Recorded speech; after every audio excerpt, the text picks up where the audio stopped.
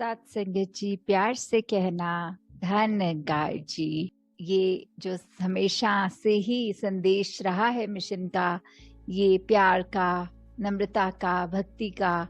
और इस भक्ति की शुरुआत इस ब्रह्म ज्ञान की दात जब मिल जाए तो वहां से जैसे एक को जानो, एक को मानो, एक हो जाओ। तो कैसे, किस सबसे पहले तो किस एक को जानना है?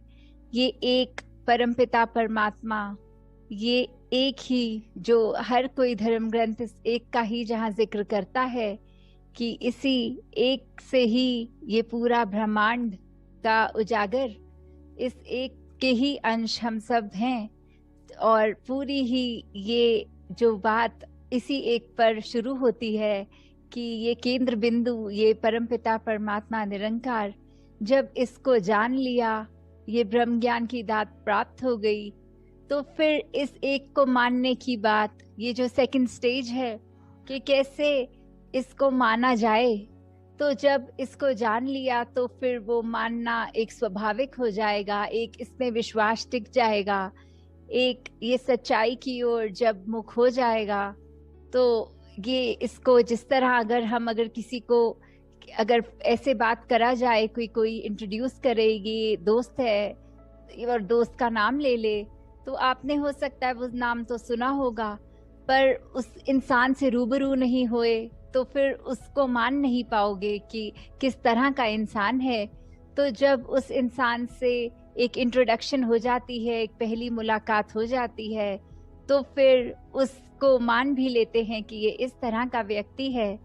तो ऐसे ही जब इस ब्रह्म ज्ञान, इस ईश्वर परमात्मा को जान लिया, इसके ऊपर विश्वास टिका के इसको मान लिया, तो फिर स्वाभाविक सी बात है कि एक हो जाना ही ऑप्शन होती है और कोई दूसरी होती नहीं। क्योंकि जब पता है कि इस एक के ही रचना, इस कादर की कुदरत सब एक ही है, इस एक से ही ओरिजिन है, इसी से शुरुआत हुई, तो कैसे फिर एक आपसी मन मुटाव भी नहीं, हर एक में बस एक दूसरे के लिए सद्भावना, प्यार और ये पहचान कि सब एक पूरा संसार सभी एक हैं।